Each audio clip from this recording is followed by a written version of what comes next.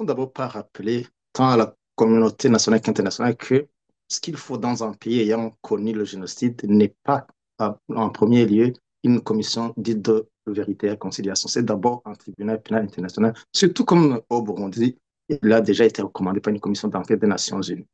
Alors, ceci dit, nous allons supposer que cette commission va produire, ne serait-ce que quelques résultats de ces recherches qui seront utilisés par une commission véritablement nationale, non biaisée. Comme nous l'avons toujours souhaité et recommandé, il ne faudra pas du tout entériner les rapports de cette commission. C'est pour cela que même ces recherches dans lesquelles ils vont se lancer, le recensement des victimes et pardon, des auteurs de ces assassinats, devaient être classées quelque part. Alors, s'ils acceptent, s'ils acquiescent à notre requête, eh bien, nous allons leur prêter main forte. Aujourd'hui, nous leur recommandons de commencer dans ce recensement des auteurs de ces atrocités par la présidence de la République.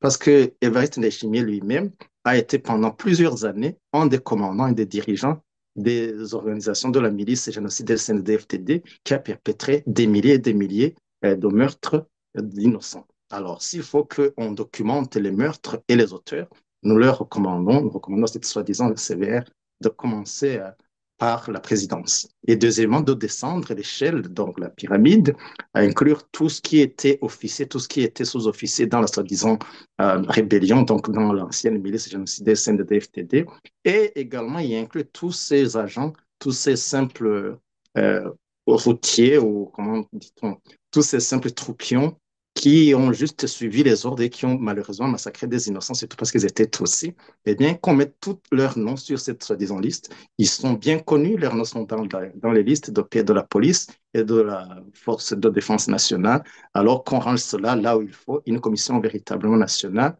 va s'en charger et va l'utiliser pour établir les responsabilités.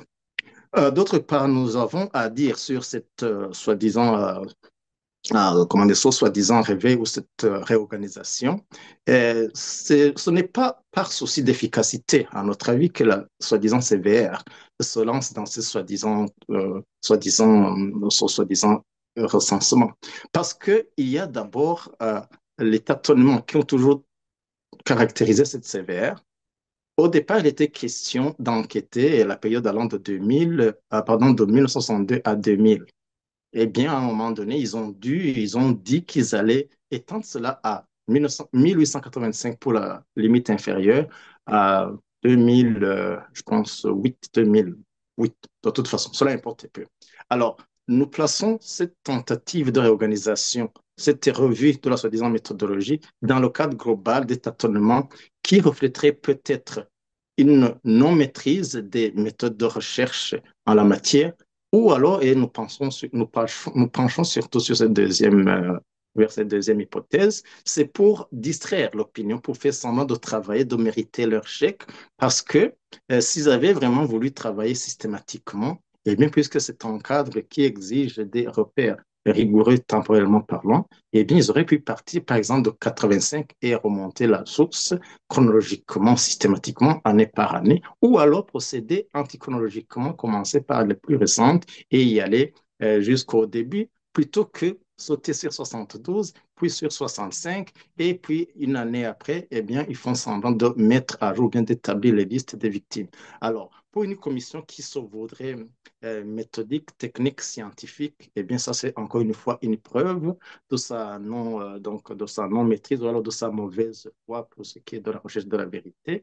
Et bien évidemment, tout cela, euh, ajouté au fait qu'elle a été mise sur pied par un régime illégitime, par cet art allant de la composition, allant d'ailleurs de la préparation à sa composition jusqu'à son dysfonctionnement actuel. Bref, donc que aucune personne, aucune institution, et partant la population burundaise ne devrait jamais donner, ne devrait jamais tenir en considération ces résultats.